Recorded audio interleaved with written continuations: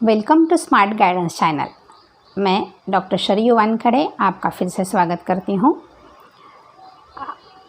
आज मैं एक बहुत ही सिंपल वीडियो बना रही हूँ। मेरे कुछ इनफर्टिलिटी के पेशेंट हैं, उन्होंने मुझे रिक्वेस्ट की कि मैडम हमें जैसा समझ में आए ऐसा कुछ सिंपल वीडियो बनाना फर्टिलाइजेशन पे, कि फर्टिलाइजेशन प्रोसेस कैसी होती है, कि मेन पॉइंट्स उसमें क्या होते हैं, किस पे ध्यान देना चाहिए। तो मैं आपको इस वीडियो में फर्टिलाइजेशन कैसे होता है ये बताऊंगी और उसके लिए कौन कौन सी चीज़ पे हमें ध्यान देना चाहिए, कौन से 4-5 इम्पॉर्टेंट पॉइंट्स होते हैं जिस पे हमें फोकस करना चाहिए, ये हम अभी बहुत ही सिंपल तरीके से समझेंगे। पहले तो ये मैं अब यूटेरस निकाल रही हूँ कि यूटेरस का शेप कुछ ऐसे होता है। ये होगा यूटेरस, ये सर्विक्स, ये 2 फॉलोपियन ट्यूब, इसे फॉलोपियन ट्यूब बोलते हैं, और उसमें उंगलियों जैसे स्ट्रक्चर होते हैं उसे फिम्ब्रिया बोलते हैं। ये कुछ इस तरह से होती है। ये फिम्ब्रिया ऐसे उसके फिंगर सेपरेट होना चाहिए ताकि वो ओवम पिकअप कर सके। अगर वो चिपक गई होती है तो प्रॉब्लम आता है, इससे ओवम कैप्चर करने में प्रॉब्लम आता है और फर्टिलाइजेशन प्रोसेस में भी प्रॉब्लम आ सकता है।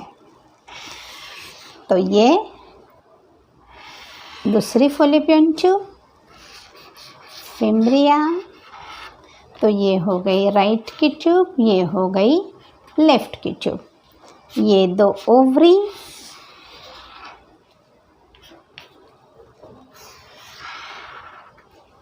और ये वजाइना, ये एंडोमेट्रियम होता है।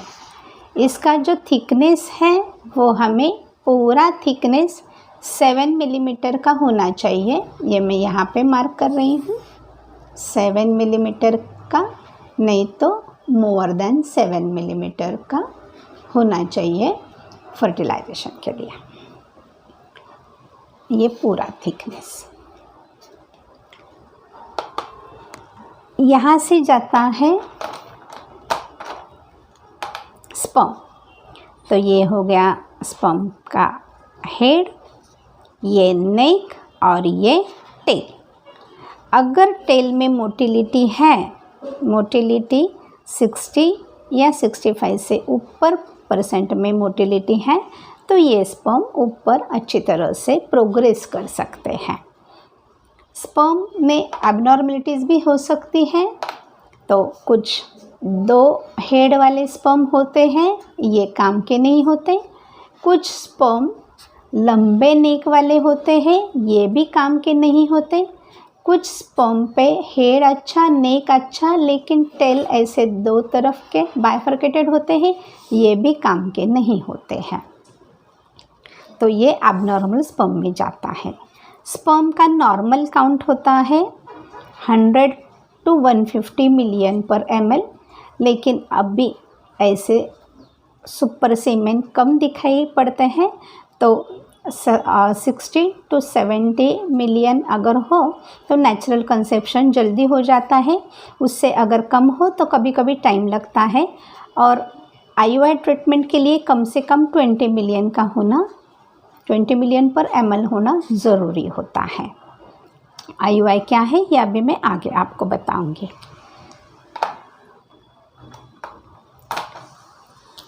ओवरी में से ये हो गया फर्स्ट पॉइंट, जो स्पर्म हम उसको 1 नंबर लिखेंगे।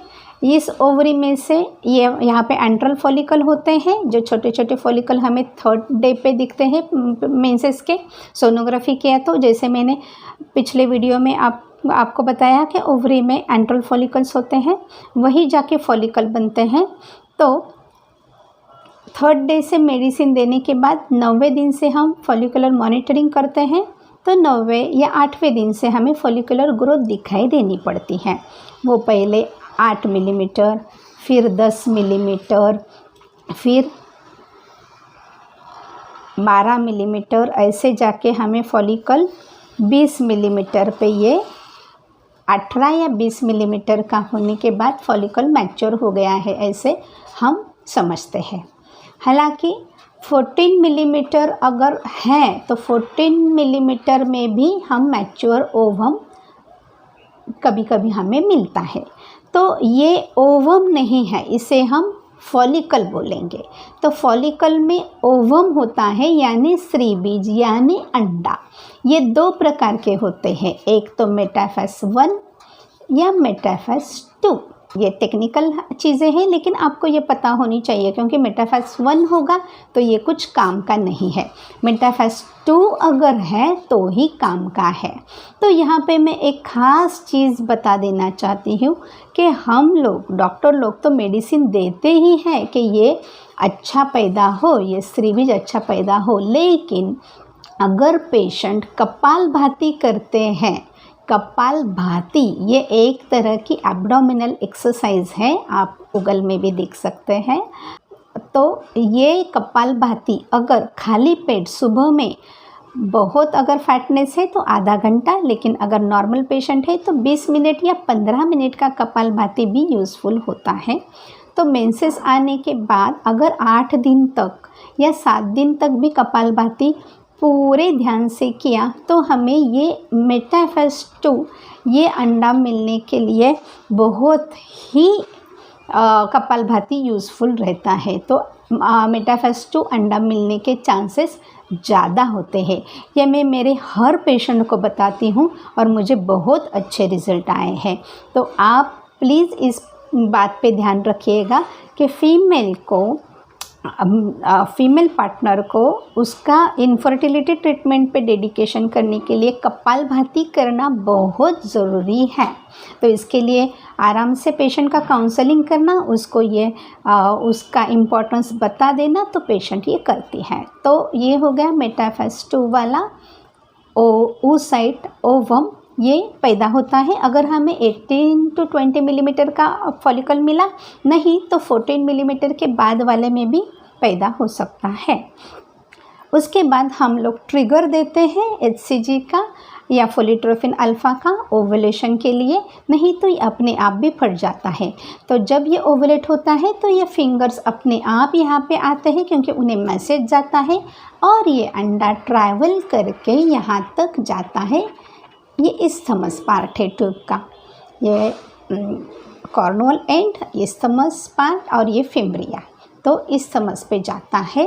ये अंडे को खुद को तो कुछ नहीं होता है मूवमेंट के लिए, टेल जैसे स्पर्म को होता है, तो ये फिम्ब्रिया उसे मूव करके लेती है, यहाँ पे आती है और यहाँ पे लेके जाती है। अभी जब प्रोग्राम कॉइटस होता है, प्रोग्राम कॉइटस यानी अंडा ये पैदा करने के बाद अगर कपल ने डिसाइड किया कि हम लोग प्योर नेचुरल प्रेगनेंसी रखेंगे, तो आफ्टर इंटरकोर्स स्पर्म यहाँ पे गिरते हैं, सभी स्पर्म जो अच्छी तरह के मोटाइल है। मोटाइल स्पर्म यानी मोटिलिटी ग्रेड 4 में डिवाइड होती है, फर्स्ट, सेकंड, थर्ड और फोर्थ। जो 4th ग्रेड के स्पर्म होते हैं मोटाइल, वो ज़्यादा मोटाइल होते हैं, तो 4th ग्रेड के बोलते हैं, 60 to 65%। तो ये स्पर्म मूव करते करते करते यहाँ पे कुछ मरेंगे, यहाँ पे कुछ मरेंगे, यहाँ पे कुछ मरेंगे, यहाँ पे कुछ मरेंगे, और जो अच्छा वाला स्पर्म हो जिसमें ज़्यादा मोटिलिटी है, वो यहाँ पे जाके ओवम में पेनेट्रेट करेगा और यहाँ पे फर्टिलाइज होगा ये अंडा। समझ में आया? तो जिनमें मोटिलिटी नहीं है वो तो यहाँ तक ही मरते हैं। यानी हम कितना भी इंजेक्शन दे के, दवाई दे के फीमेल पार्टनर में अंडा पैदा करते हैं, बहुत मेहनत से वो अंडा यहाँ पे सिर्फ 72 आवर्स ज़िंदा रहता है, और अगर स्पर्म यहाँ तक नहीं पहुँचा तो ये मर जाता है। इसलिए हम अंडा तो पैदा करने में मेहनत लगाते हैं, लेकिन स्पर्म की वजह से पूरा साइकिल बर्बाद होता है। तो ध्यान में रखिए, जब हम फीमेल पार्टनर में अंडा पैदा करते हैं, और पेशेंट आप लोग भी ध्यान में रखिएगा कि जो डॉक्टर बताते हैं आपको कि स्पर्म के ऊपर ध्यान दें, वो इसलिए ही है तो जब आप में बहुत मेहनत से बहुत दवाई लेके सोनोग्राफी करके हम लोग अंडों की तरफ ध्यान देते हैं, तो ये बात भी ध्यान में लीजिए कि स्पर्म भी वहाँ तक पहुँचना चाहिए। तो उसमें मोटिलिटी कितनी है। अगर हस्बैंड को टोबैको की या ड्रिंकिंग की आदत है तो इसके वजह से, और पुड़ी और खर्रा, ये बात मैं यहाँ पे हाईलाइट करना चाहती हूँ, क्योंकि बिकॉज ऑफ गुटखा, पुड़ी, खर्रा, टोबैको, इसमें मोटिलिटी कम होती है और ये स्पर्म पूरे स्ट्रेट उनके टेल हो जाती है। तो यहाँ तक ही वो, यहाँ नहीं तो यहाँ तक वो मर जाते हैं, तो यहाँ तक पहुँचते नहीं हैं। अगर स्पर्म में मोटिलिटी अच्छी हो तो यहाँ पे पहुँचेगा, यहाँ नहीं तो इस ट्यूब में जो यहाँ का अंडा पैदा होगा तो यहाँ जाएगा और इस ट्यूब में जाके यहाँ पे फर्टिलाइज होगा। यहाँ पे फर्टिलाइज होने के बाद सभी को प्रेगनेंसी ट्यूब में ही रहती है, ये बात ध्यान में लीजिएगा। अभी ट्यूब में ऐसे बालों जैसे स्ट्रक्चर होते हैं, उसे बोलते हैं सिलिया। ये वो फर्टिलाइज्ड एग को अंदर की तरफ मूव करते हैं, अंदर की तरफ ढकेलते हैं, ऐसे अंदर की तरफ ढकेलते हैं और फर्टिलाइजेशन के बाद 4 या 5 दिनों में बच्चा जो तैयार हो गया है, बच्चा वो यहाँ पे आके इम्प्लांट होता है। जैसे ज़मीन में पौधा उरुजता है वैसे यहाँ पे बच्चा इम्प्लांट होता है और फिर थैली यानी यूटेरस ऐसे ऊपर बढ़ती है। यानी हमें 4 चीज़ों की आवश्यकता होती है। तो मैंने बताया, पहला ये स्पर्म, इसे 1 नंबर डालेंगे हम। दूसरा हो गया फॉलिकल, उसमें से ये अंडा, ये 2 नंबर पे, बहुत इम्पोर्टेंट ये 2 चीज़ है। तीसरा बाइफरकेट होता है। थर्ड में हम ट्यूब, फॉलोपियन ट्यूब ओपन होना चाहिए ताकि आ जा कर सके, यहाँ से स्पर्म जाने के लिए ये ओपन होना चाहिए। अगर यहाँ पे ब्लॉक हो तो फर्टिलाइजेशन नहीं होगा, यानी ओवम के पास स्पर्म आ ही नहीं सकेगा। इसके लिए दूसरी ट्रीटमेंट होती है, वो मैं दूसरे वीडियो में आपको समझा दूंगी। ये इस ट्यूब में एक ये एंड हो गया और दूसरा ये भी एंड अच्छा होना चाहिए फिम्ब्रिया का। अगर फिम्ब्रिया क्लस्टर्ड है यानी चिपक गई है तो वो ओवम ले ही नहीं सकेगी और उसके वजह से ओवम यहाँ पे नहीं जा सकता, ओवा यहाँ पे जाएगा नहीं तो फर्टिलाइजेशन नहीं होगा। इसलिए फिम्ब्रिया अच्छा होना बहुत ज़रूरी है और ये ओपन होना चाहिए। चौथी बात, एंडोमेट्रियल थिकनेस। तो एंडोमेट्रियम जैसा मैंने बताया ये 7 mm या 7 mm से ऊपर यानी 8, 9, 10, 12 तक चलता है। बहुत भी ज़्यादा अगर एंडोमेट्रियल थिकनेस है 15 के ऊपर तो भी हमें प्रेगनेंसी अच्छी नहीं मिलती। कभी कभी मिलती है लेकिन रेयर केसेस में, लेकिन कभी नहीं मिलती। तो ये बात भी ध्यान में रखिएगा कि यहाँ पे पॉलिप हो सकता है, नहीं तो ये एंडोमेट्रियल हाइपरप्लाजिया होगा, नहीं तो पॉलिप होगा, नहीं तो कुछ अदर पैथोलॉजी होगी। तो यहाँ पे DNC करना ज़रूरी होता है। ये बात डिटेल में मैं दूसरे वीडियो में बताऊंगी, लेकिन सिर्फ एंडोमेट्रियम का पॉइंट आप ध्यान में रखिएगा कि मिनिमम 7 मिलीमीटर। अभी मुझे कुछ 5 मिलीमीटर के भी प्रेगनेंसी मिल गए हैं, लेकिन ये भी रेयर केसेस में है, सभी में ऐसा नहीं होता। तो हम लोग एम ऐसा रखेंगे कि हमें 7 मिलीमीटर तो भी होना चाहिए। तो अब फॉलिकल मॉनिटरिंग जब करते हैं तब भी इस पे ध्यान देना चाहिए, अगर नहीं तो कुछ मेडिसिन देना चाहिए।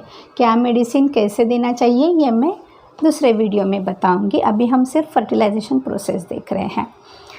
तो चौथी बात हो गई यूट्रस की एंडोमेट्रियल थिकनेस। और यूट्रस का और एक पार्ट होना चाहिए कि कुछ फाइब्रॉइड हो, कुछ पॉलिप हो, ऐसा नहीं होना चाहिए। अगर इम्प्लांटेशन साइट में हो तो इम्प्लांटेशन हमें नहीं मिलता। तो इस वीडियो में हम सिर्फ नॉर्मल फर्टिलाइजेशन देख रहे हैं। उसमें हमें 4 चीज़ों की ज़रूरत होती है। एक, अच्छे वाले स्पर्म जिसमें मोटिलिटी हो। दूसरा, अंडा यानी एग, ये मेटाफेज 2 का होना चाहिए। तीसरा, ट्यूब, फॉलिपियन ट्यूब ओपन होनी चाहिए, दोनों साइड की ओपन हुई तो अच्छी बात है, नहीं तो एक साइड की तो ओपन होनी चाहिए, लेकिन उस वक्त उसी साइड का फॉलिकल तैयार होना चाहिए, तो ये ज़्यादा बेटर होता है। कभी कभी दूसरे साइड का हो तो भी प्रेगनेंसी रह जाती है। मेरे पास ऐसे पेशेंट हैं जिनके एक ट्यूब ब्लॉक है, दूसरी ओपन है, लेकिन दूसरे साइड से ओवुलेशन है, तो ये फिम्ब्रिया ने यहाँ का ओवम भी कैप्चर कर दिया है, ऐसा हो सकता है। और ट्यूब के फिम्ब्रिया भी अच्छे हो और यूट्रस को कुछ फाइब्रॉइड वगैरह पैथोलॉजी ना हो, एंडोमेट्रियल थिकनेस 7 मिलीमीटर से ऊपर हो, तो ये प्रेगनेंसी ट्यूब में ट्यूब में रहती है। उसके बाद 4-5 दिनों में आके यूट्रस में इम्प्लांट होती है और फिर बच्चा बढ़ता है। तो हम जो मेडिसिन देते हैं बाद में लास्ट 12 डेज़ में, तो ये इम्प्लांटेशन के लिए देते हैं ताकि बच्चा आराम से यूट्रस में रहे और वहाँ पे बढ़े, उसकी ग्रोथ नॉर्मल हो जाए। तो ये हो गया अपना नॉर्मल फर्टिलाइजेशन प्रोसेस। ये मैंने बहुत सिंपल तरीके से बताया है। अगर फिर भी कुछ डाउट्स हो गए तो प्लीज़ आप मुझे डायरेक्टली ईमेल कर सकते हो, नहीं तो कमेंट बॉक्स में डालिएगा। और अगर ये आपको वीडियो अच्छा लगता है तो आप अपने दोस्तों के साथ शेयर कीजिए, इसे लाइक कीजिए और प्लीज़ इस चैनल को सब्सक्राइब कीजिए ताकि आपको दूसरे ऐसे वीडियो। आशा करती हूँ कि अगर आपकी ट्रीटमेंट, इनफर्टिलिटी की ट्रीटमेंट कहीं पे भी चल रही हो तो वे भी इस वीडियो के सहायता से आपको कुछ बातें क्लियर हुई होगी और आपको प्रेगनेंसी रहने में इसकी सहायता होगी। और ये दुआ भी करती हूँ कि आप अगर इनफर्टिलिटी के पेशेंट हो तो आपको जल्दी से जल्दी प्रेगनेंसी रह जाए और आपको स्वस्थ रूप से बच्चा मिल जाए। और अगर आप डॉक्टर हो जो वीडियो देख रहे हो तो आपके पेशेंट को ट्रीट करने के लिए इसमें से जो छोटी छोटी चीज़ें बताई हैं वो पेशेंट को एक्सप्लेन करने में आपको मदद हो और आपके सभी पेशेंट को ये बातें यूज़फुल हो। Thank you.